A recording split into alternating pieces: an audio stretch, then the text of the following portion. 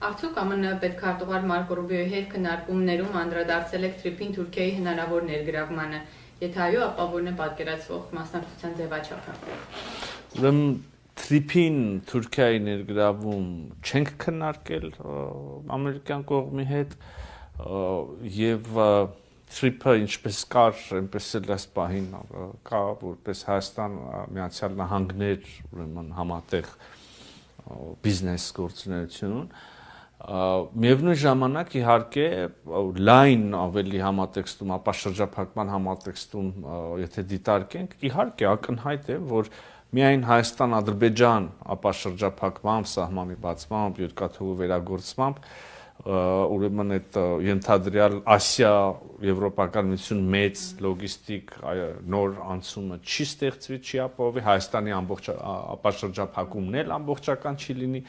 գիտեք Թուրքիայի հետ խոսակցությունը վաղուց կա այս ուղղությամբ, բավականին կոնստրուկտիվ խոսակցություն, ես կարծում եմ մոտ ապագայում արդեն շոշափելի առաջընթաց եւ քայլեր կունենանք,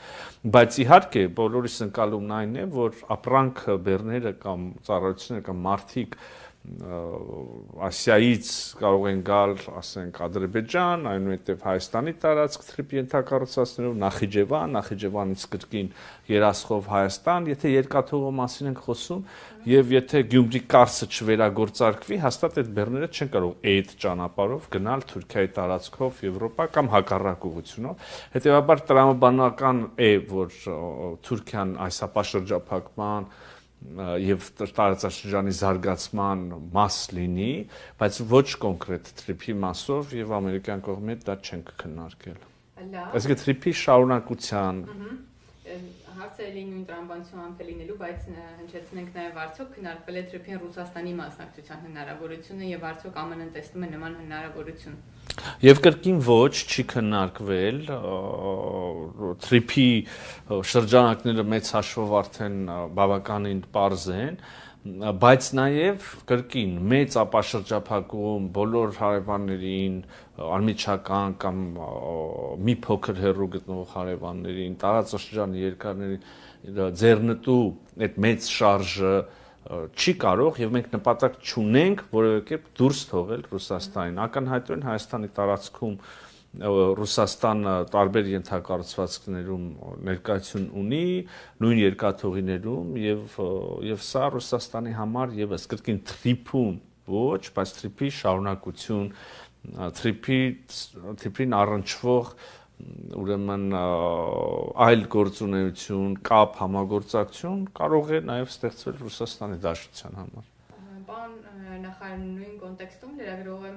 վկայակոչում է վարչապետ Նիկոլ Փաշինյանի հայտարարությունը Հարավկովկասյան երկաթուղիների կողմից կոնցեսիոն պարտավորությունների կատարման մասով, նա ընդգծել էր, որ եթե ռուսական կողմը չկարողանա իրականացնել անհրաժեշտ ներդրումներն ու վերանորոգումները, ապա Հայաստանի կառավարությունը պատրաստ է ինքնուրույն իրականացնել այս գործառույթը, արդյոք դրանից արձագանք կա։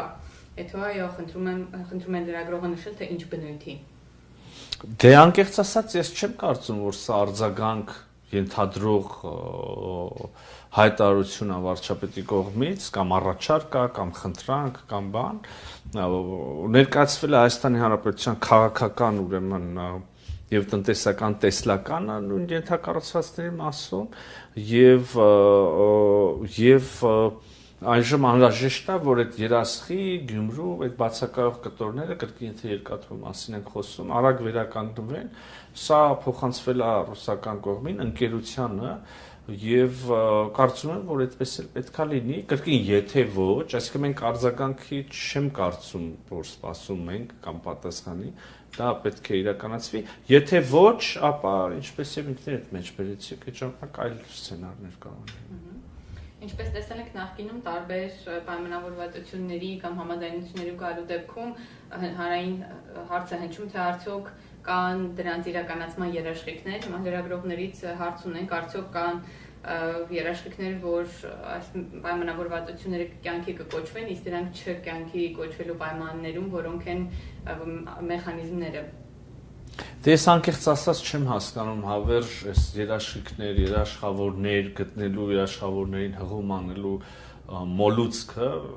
դա գիտենք, որ բազմաթիվ պայմանագրերում հստակ երաշխավորող երկրներ են նշված եւ դա ամենևին չի փրկել այդ պայմանագրերին խախտվելուց ընդորում շատ կոպիտ։ Հետևաբար մենք ուրիշ ճանապարհով ենք գնում, ոչ թե գտնում ենք երկրներ եւ նրանց անունները գրում ենք որպես երաշխավոր կամ երաշխիք,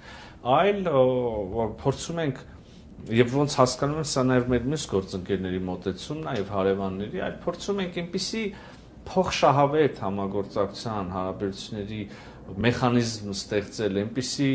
այնպես գծել այս ամբողջ համակարգը, որ իր գործունեությունը լինի շահավետ բոլոր հնարավոր մասնակիցների համար, Հայաստանի համար, Ադրբեջանի համար, Միացյալ Նահանգների համար, եւ հենց այս փոխշահավետությունն է, որ պետք է ապահովի երկարակեցությունը,